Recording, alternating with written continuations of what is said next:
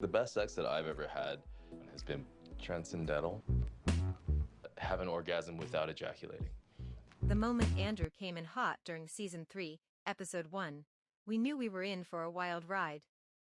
During their first date with Nancy, he started off by telling Nancy he enjoys the finer things in life, which was potentially a red flag. As the conversation progressed, it was clear Andrew primarily talked about himself and his experiences.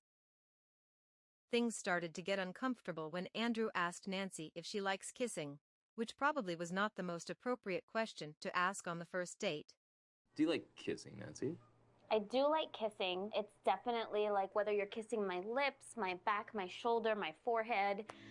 There's something that like literally wires endorphins that release in my body when I'm kissed.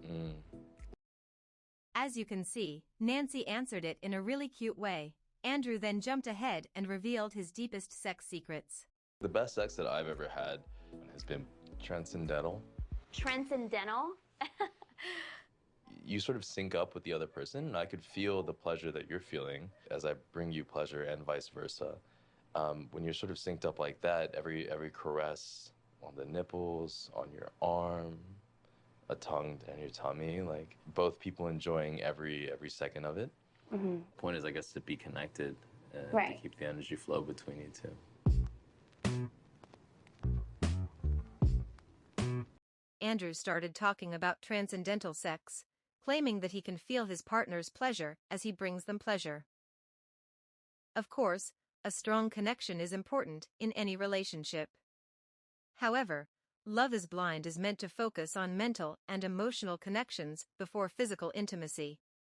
Andrew, on the other hand, was trying to bring the physical aspect into the pods.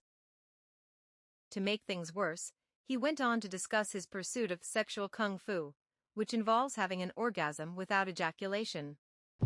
I've only been sexually open like this for like a couple years now. Like I haven't, been this dude who's just oozing sex my entire life. So the girl that I dated in Bali, 41-year-old lady, she had a lot to teach me. A lot of that was around sex. That was my first experience doing orgasmic pleasure. Yeah. And what was interesting for me is that there's also this sexual kung fu, as they call it, for men. And it involves, the ultimate goal of that is to have an orgasm without ejaculating. And there's a set of practices, and I've worked on this over time. And at this point, I'm able to have sort of mini orgasms without ejaculating during sex, which is the greatest, because once you open your mind to the idea of sexual pleasure becoming this holistic thing and eroticism starting outside of the bedroom, it's like an avenue for growth and also like a source of intense pleasure. Yeah. I'm hoping I can share that with someone. Yeah, I think you need a teacher or someone to sort of open your eyes, to awaken you to this. To say the least, Andrew's behavior with Nancy was cringeworthy. Not only did he make her uncomfortable by asking her about her preferences regarding kissing and sex, but he also went as far as to suggest that she needed a sex teacher. This was not only presumptuous, but also incredibly condescending. It's important to recognize that everyone has their own unique sexual preferences and desires. There is no one-size-fits-all approach to sex, and suggesting that someone needs a teacher implies that they are somehow inadequate or lacking in knowledge. While his personal choices are respected, it's a bit cringy.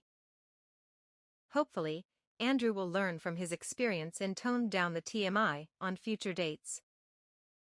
If you enjoyed the show, be sure to subscribe and ring the bell to be notified of the latest videos.